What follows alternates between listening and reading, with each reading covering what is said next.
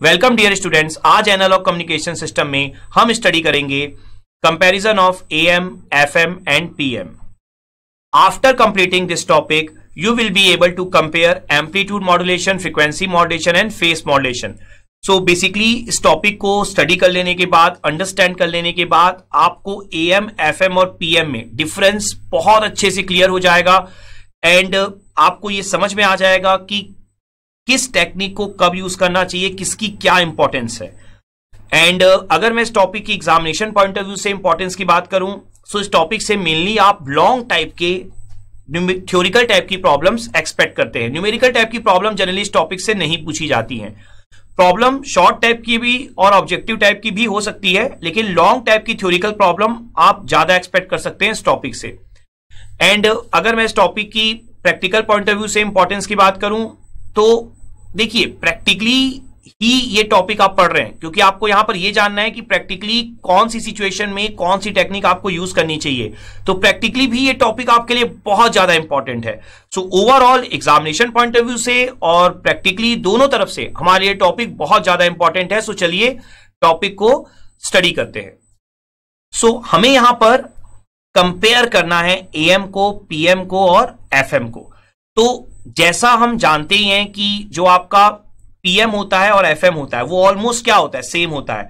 हमने previous lectures में ये स्टडी कर रखा है कि जो वाइड बैंड FM है बिल्कुल सेम है PM के समान। ठीक है, तो PM आप स्टडी करें या वाइड बैंड FM आप स्टडी करें, दोनों की मीनिंग या दोनों के जो पावर्स है, बैंडविड्थ है, सबके फॉर्मूलेज आपके बिल्कुल क्या थे, सेम थे। तो यहां पर जो मेन कंपैरिजन होगा आपका वो होगा आपका AM का और FM का, लेकिन हम PM भी लिख लेंगे और पॉइंट्स को जस्ट कॉपी करते जाएंगे जो जो पॉइंट्स वहां पर एप्लीकेबल होंगे। ठीक है, तो आप क्या करेंगे, यहां पर आप सिंपली यहां पर एक तरफ बना लीजिए AM, एक तरफ आप बना लीजिए FM और आप साथ में लिख लीजिए PM। पर जैसा मैंने आपको बोला PM में कोई न्यू पॉइंट्स आपको देखने को नहीं मिलेंगे। ठीक है, और यहां पर आप वो पॉइंट्स लिख लीजिए जिस पे आप कंपेयर करेंगे। ठीक है, तो यहां पर मैं पॉइंट्स लिख लेता हूं जिस पे हम कंपैरिजन करेंगे। तो यहां पर सबसे पहले हम टेबल के फॉर्म में इसे शो कर देते हैं, AM, FM और PM। सो यहां पर आप देखिए जो फर्स्ट पॉइंट होगा कंपैरिजन के लिए वो आपका होगा बैंडविड्थ। देखिए, सबसे पहले आप हमेशा सबसे इंपॉर्टेंट पॉइंट को ही डिस्कस करिए। ठीक है, तो बैंडविड्थ एंड पावर, आपको लग रहा होगा कि एक्सप्रेशन भी तो इंपॉर्टेंट है, लेकिन नहीं, बैंडविड्थ एंड पावर से ज्यादा इंपॉर्टेंट आपके लिए कुछ भी नहीं होता, क्योंकि किसी भी कम्युनिकेशन सिस्टम के लिए ये दोनों सबसे क्रिटिकल पॉइंट होते हैं। ठीक है, तभी इन्हें क्या बोला जाता है, कम्युनिकेशन रिसोर्सेस, और ये मैं आपको फर्स्ट लेक्चर से बोल रहा हूं। ठीक है, तो ऑलवेज आप बैंडविड्थ एंड पावर को ही सबसे पहले शो करिए हमेशा। तो यहां पर जो सबसे फर्स्ट पॉइंट हमारा होगा वो होगा आपका बैंडविड्थ।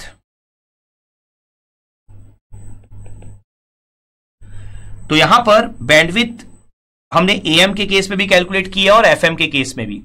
तो आपका AM के केस में जो बैंडविड्थ होती है वो कितनी होती है आपकी 2FM। तो यहां पर आप 2FM लिख दीजिए। सिमिलरली FM के केस में जो हमने बैंडविड्थ कैलकुलेट की है वो कितनी कैलकुलेट की है, 2 into beta plus 1 into FM। तो देखिए, जब भी आप किसी भी पॉइंट को डिस्कस करें, ठीक है, तो आप ये मत सोचिए कि आपको एक पॉइंट लिख के यहां पे लीव कर देना है। आप पॉइंट बाय पॉइंट अच्छे से एक्सप्लेन करते चलिए।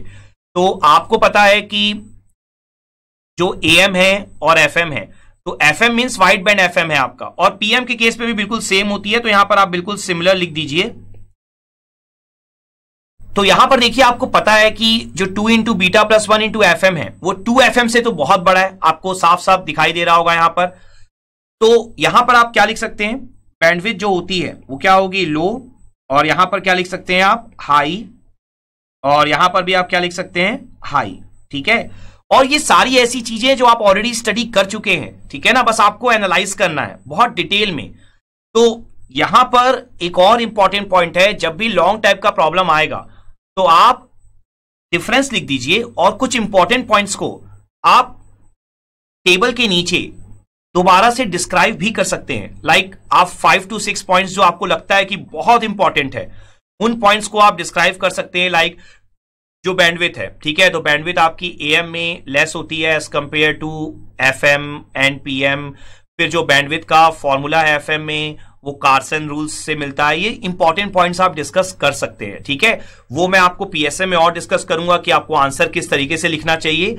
लेकिन आप हमेशा ध्यान रखें, लॉन्ग टाइप के प्रॉब्लम में डिफरेंस सिर्फ लिख के मत छोड़िए, कुछ इंपॉर्टेंट पॉइंट्स को हमेशा एक्सप्लेन करिए। नाउ बैंडविड्थ के बाद जो नेक्स्ट हमारा इंपॉर्टेंट पॉइंट होता है वो होता है ट्रांसमिशन पावर। तो ट्रांसमिशन जो आपका पावर होगा, आपने सबके लिए कैलकुलेट कर रखा है ऑलरेडी। तो एएम के लिए हमारा ट्रांसमिशन पावर क्या होता है, पीसी 1 + ma²/2। और एफएम के केस में जो ट्रांसमिशन पावर आपका होता है वो कितना होता है, AC²/2। और पीएम के केस में भी सेम होता है, आपको पता ही है। पीएम और एफएम दोनों में सारी चीजें बिल्कुल सेम होंगी, लेकिन हां पीएम बहुत जगह एप्लीकेबल नहीं होगा, लेकिन एफएम मैक्सिमम जगहों पर एप्लीकेबल होता है। तो जो चीजें सेम हैं उन्हें हम लिख देंगे, और जिन जगहों पर पीएम आप जनरली यूज नहीं करते हैं वो मैं आपको मेंशन यहां पर नहीं करूंगा, ठीक है। तो आप देख सकते हैं कि जो आपका पावर है एएम के केस में है पीसी + PCMA²/2। पीसी क्या है, बेसिकली AC²/2 है, ऑलरेडी हम स्टडी कर चुके हैं। बट यहां पर एफएम और पीएम में जस्ट AC²/2 है। तो आपने पढ़ाई करते समय भी ये पॉइंट एनालाइज किया था, अभी भी आप एनालाइज कर रहे हैं कि जो एएम के केस में जो पावर है वो क्या है, हाई है, और एफएम और पीएम में क्या है, आपका लो है, ठीक है। तो यहां पर आप ब्रैकेट में मेंशन कर दीजिए हाई, लो, लो। और एक पॉइंट हमेशा ध्यान रखिए, यहां जो मैं हाई लो मेंशन कर रहा हूं वो इनके कंपैरिजन में कर रहा हूं, ठीक है ना, कि एएम का पीएम के कंपैरिजन में क्या है, या पीएम का एएम के कंपैरिजन में क्या है, या एफएम के कंपैरिजन में क्या है। यहां पर अगेन बात वही उठती है कि जो पावर है आपका, देखिए यहां पर एमए क्या है, मॉड्यूलेशन इंडेक्स है। तो अगेन जो इस तरह के इंपॉर्टेंट फॉर्मूले हैं उनको आप अलग से जरूर डिस्क्राइब कर दीजिए। नाउ बैंडविड्थ और ट्रांसमिशन पावर, दो इंपॉर्टेंट पॉइंट लिख लेने के बाद अब आप चाहें तो इनके स्टैंडर्ड एक्सप्रेशन भी लिख सकते हैं। स्टैंडर्ड एक्सप्रेशन, तो आपका एएम का स्टैंडर्ड एक्सप्रेशन क्या होता है, AC 1 + KAMT cos ωct। हमेशा ध्यान रखिएगा am means always first one, DSB FC। FM means wide band FM, ठीक है। तो वाइड बैंड एफएम का एक्सप्रेशन क्या होता है, हमने ऑलरेडी डिराइव कर रखा है। AC समेशन n = -∞ से +∞ JN beta cos 2π FC + NFM × T, ठीक है। तो ये भी हम ऑलरेडी स्टडी कर चुके हैं। बेसल्स फंक्शन JN बीटा, हमने एक बहुत बड़ा डेरिवेशन देखा था इसके लिए। तो ये होता है आपका एफएम का एक्सप्रेशन, क्लियर अच्छे से। और जो पीएम का, वाइड बैंड पीएम का जो एक्सप्रेशन होता है, ऑल्दो हम ऐसे डिराइव नहीं करते हैं, लेकिन हम इसी एक्सप्रेशन को फॉलो करते हैं, ठीक है। तो आप यहां लिखिए मत, लेकिन आप इसी एक्सप्रेशन को फॉलो करके ये जो सारे पैरामीटर्स हैं वो आप कैलकुलेट करते हैं। तो मेनली यहां पर एएम का एक्सप्रेशन आप क्या लिखेंगे, जो डीएसबी एफसी का एक्सप्रेशन है, और एफएम का एक्सप्रेशन आप क्या लिखेंगे, वाइड बैंड एफएम का एक्सप्रेशन। अगेन इस एक्सप्रेशन को भी आप टेबल के नीचे थोड़ा बहुत डिस्क्राइब कर सकते हैं अगर आपको लगता है टाइम है और आपको लगता है लॉन्ग टाइप की प्रॉब्लम है तो। नाउ स्टैंडर्ड एक्सप्रेशन के बाद यहां पर कुछ और इंपॉर्टेंट पॉइंट्स होंगे हमारे लिए। तो नेक्स्ट हमारा जो पॉइंट होगा वो ये होगा कि जो आपका एफएम है और एएम है, इनका जनरेशन जो होता है, ठीक है, उसमें क्या डिफिकल्टी होती है, या किसका जनरेशन कॉम्प्लेक्स है या किसका जनरेशन इजी है। तो अगर हम जनरेशंस की बात करें यहां पर, ठीक है, तो जनरेशन टेक्निक्स में एएम के लिए, तो एएम के लिए जनरेशन के लिए हम जो टेक्निक यूज करते हैं जनरली हम कौन सी टेक्निक यूज करते हैं? Square law modulator. ठीक है, तो यहां पर आप टेक्निक का नाम लिख सकते हैं, स्क्वायर लॉ मॉड्यूलेटर। और अगर हम बात करें एफएम की, वाइड बैंड एफएम की, तो वाइड बैंड एफएम में हमने जो टेक्निक स्टडी कर रखी हैं, डायरेक्ट मेथड या आर्मस्ट्रॉन्ग मेथड, इनडायरेक्ट मेथड। तो बेसिकली आप यहां पर मेंशन कर सकते हैं जो फेमस टेक्निक्स हैं, डायरेक्ट एंड इनडायरेक्ट मेथड। ठीक है, और कॉम्प्लेक्सिटी वाइज दोनों ही इक्वल हैं, बहुत ज्यादा कॉम्प्लेक्स दोनों में से कोई भी नहीं है। लेकिन हां, अगर आप बात करते हैं डीमॉड्यूलेशन की, तो डीमॉड्यूलेशन में आपको पता है कि जो आपका एएम डीमॉड्यूलेटर होता है, एनवेलप डिटेक्टर, वो आपका बहुत सिंपल होता है, बहुत ज्यादा इकोनॉमिकल होता है, वेरी लेस कॉम्प्लेक्स होता है। तो यहां पर आप एक मेजर डिफरेंस यहां पर शो कर सकते हैं डीमॉड्यूलेटर में। सो डीमॉड्यूलेशन की अगर बात करते हैं आप, तो एनवेलप डिटेक्शन, और यहां पर जो आपका मेनली जो डीमॉड्यूलेशन टेक्निक होता है, देखिए पीएलएल सबसे फेमस टेक्निक है, तो आपको हमेशा वही मेंशन करनी चाहिए, फेस लॉक्ड लूप। और आपको पता है कि एनवेलप डिटेक्शन जो होता है आपका, वो बहुत ज्यादा लेस कॉम्प्लेक्स होता है, तो लेस कॉम्प्लेक्स आप यहां पर लिख सकते हैं। और जो पीएलएल है वो क्या होता है आपका, काफी कॉम्प्लेक्स होता है as compare to envelope detection. तो ये भी आपके लिए एक बहुत इंपॉर्टेंट पॉइंट होगा कि आप डीमॉड्यूलेशन यहां पर कैसे परफॉर्म करते हैं। इसके अलावा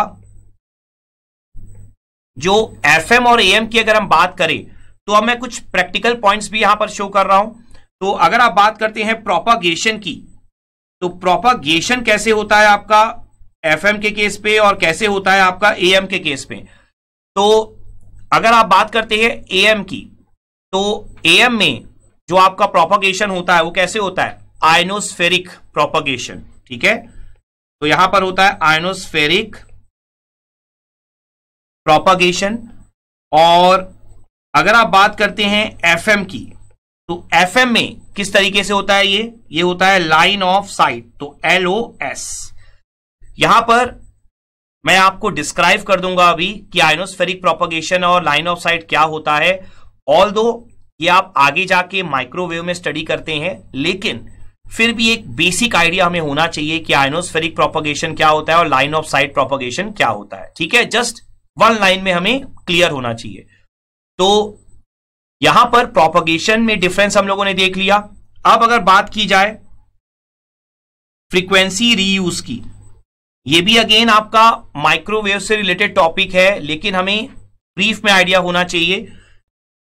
नेक्स्ट अगर हम बात करें ब्रॉडकास्टिंग की, सो ब्रॉडकास्टिंग में जो आपका एएम है वो बहुत ज्यादा प्रिफर किया जाता है। ठीक है, तो आप यहां लिखेंगे यस। और जो आपका एफएम है वो आपका लेस प्रिफर्ड होता है। ठीक है, तो यहां पर आप लेस प्रिफर्ड लिख सकते हैं।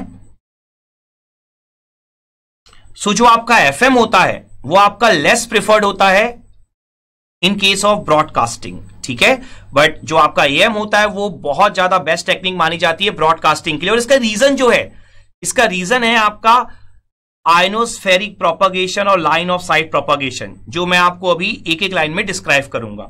तो देखिए यहां पर मैं आपको वाया फिगर डिस्क्राइब करूंगा। तो देखिए एएम के केस के लिए और एफएम के केस के लिए जो प्रोपागेशन होता है, देखिए अगर मैं एक ब्रीफ में आपको फिगर बना के अगर शो करूं, तो देखिए यहां पर अगर आप देखेंगे एएम और एफएम के केस में प्रोपागेशन किस तरीके से होता है, तो आप देख सकते हैं एएम में जो यहां पर आपको दिख रहा होगा आयनोस्फेरिक प्रोपागेशन का फिगर, तो आप देख सकते हैं कि एएम के केस में जो वेव्स हैं आपकी वो इस तरीके से आपकी जा रही हैं। ठीक है, आयनोस्फीयर से वो वापस रिटर्न होके फिर वो कंप्लीटली डिस्ट्रीब्यूट होती हैं। ठीक है, मीन्स पहले ऊपर गई, आयनोस्फीयर से टकराई और फिर इस तरीके से डिस्ट्रीब्यूशन हुआ, तो एक बहुत बड़े एरिया को वो कवर कर पाती है। इसलिए जनरली ब्रॉडकास्टिंग के लिए आप एएम का यूज करते हैं। आप देख सकते हैं यहां पर, तो एक काफी बड़ा एरिया कवर होता है। नाउ नेक्स्ट अगर हम बात करें लाइन ऑफ साइट की, तो आप लाइन ऑफ साइट देख सकते हैं यहां पर ट्रांसमीटर एंटीना बना हुआ है, आपका रिसीवर एंटीना बना हुआ है। तो यहां पर आप देख सकते हैं सिग्नल प्रोपागेशन के लिए, देखिए एंटीना टू एंटीना, ये सिग्नल प्रोपगेशन के लिए आपको फिगर दिया हुआ है। तो अगर आप देखेंगे सिग्नल प्रोपगेशन, तो सिग्नल प्रोपगेशन एक लाइन में हो रहा है, ठीक है ना, ट्रांसमीटर एंटीना से रिसीवर एंटीना तक। तो नाम से क्लियर है, लाइन ऑफ साइट प्रोपगेशन। तो यहां पर आप देख सकते हैं जो कवरेज होगी वो काफी लेस होगी as compare to ionospheric propagation. Ionospheric means क्या हो रहा है, आप खुद इमेजिन करके देखिए, ऐसे ऊपर गया, उसके बाद फिर इस तरीके से डिस्ट्रीब्यूट हुआ, तो काफी बड़ा एरिया कवर होगा, और यहां पर जस्ट स्ट्रेट लाइन, तो काफी लेस एरिया कवर होगा, ठीक है ना। तो अगेन जो मैंने आपको बोला कि प्रोपगेशन के लिए जो आप एएम में यूज करते हैं आयनोस्फेरिक प्रोपगेशन, तो वो आपका ब्रॉडकास्टिंग के लिए सबसे बेस्ट टेक्निक हो जाती है। तो यही रीजन है ब्रॉडकास्टिंग का, ठीक है, ये पॉइंट आपको हमेशा माइंड में रखना है। क्लियर?